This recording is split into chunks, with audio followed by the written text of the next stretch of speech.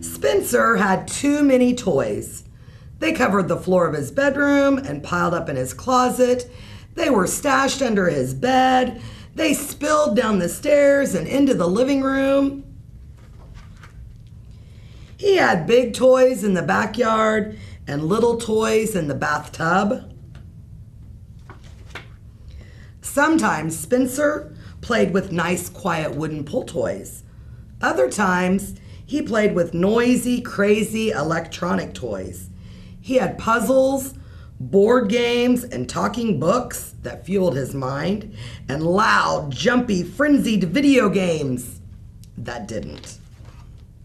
Spencer liked to make his toys into a parade that stretched from one corner of the house to the other and back again. There was an entire zoo of stuffed animals and a gigantic army of little action figures. He had a fleet of planes, trains, and toy boats, and a convoy of miniature trucks and cars. He also had lots and lots of musical instruments, art supplies, and alien spaceman weapons. Everyone gave toys to Spencer. Of course, his mom and dad did, but so did Grandma Bobo and Poppy and Granddaddy and Aunt Annie Meme and Uncle Fred and Cousin Drew. They gave him toys for every holiday, even the 4th of July, and his birthday. He also got toys from all his friends on his birthday, and on their birthdays too, when he went to the parties. He got toys at the drive-thru with his kid burger, and at school for having lots of peace person points, and at the dentist and the doctor when he didn't squirm. That's a lot of toys. They were becoming a household hazard. Have you ever stepped on a Lego piece in your bare feet? Or a jack? Well, it really hurts, especially if you weigh as much as Spencer's dad. You can also trip on things like railroad tracks and race cars if you're carrying a load of laundry.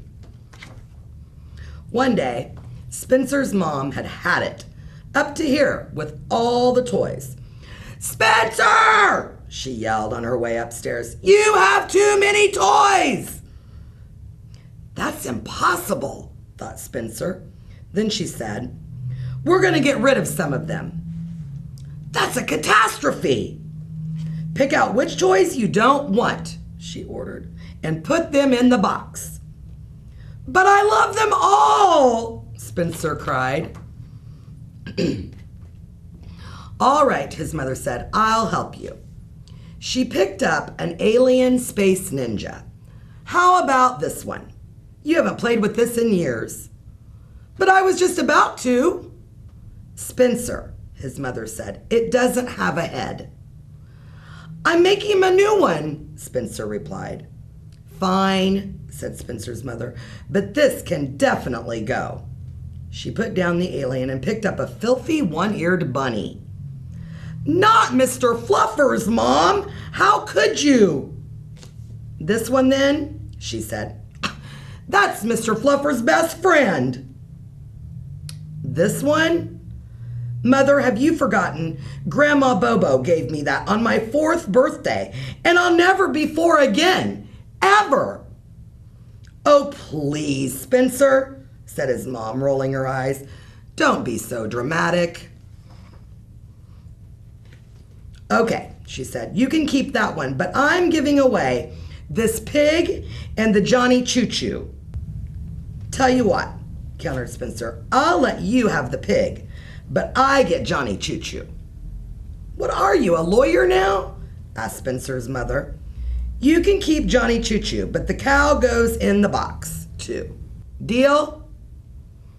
"How about 2 Gitchy Goomies instead?" said Spencer. "And I'll throw in a little peeper in your choice." "How about all of them go in the box? Or you don't watch TV for a week?"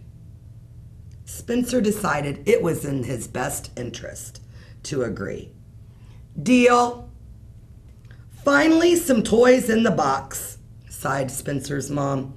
I had no idea this would be so much work. She plopped down on the floor next to an egg-shaped pirate that bellowed, "Arr! Avast ye scurvy dog! Avast! A scurvy dog! A scurvy dog! A scurvy dog!" "Here's another one you can do without," she said. "No problem," said Spencer. His mom nearly fell over. "What? You're going to give it up just like that?" "Sure," Spencer replied. "That's Dad's." So Spencer and his mom went through every toy box and looked in every closet and under every bed until they had haggled and wrestled and argued over every toy in the entire house. Finally, they were finished, and his mom had a cup of hot tea and a short rest. Then she went upstairs to begin loading the toys into the car. But instead of a nice, neat box of toys all ready to go, she saw a big, messy pile of toys all over the floor. "Spencer!" she screamed. "What have you done? We had a deal." "You were right, Mom," Spencer called from his bedroom.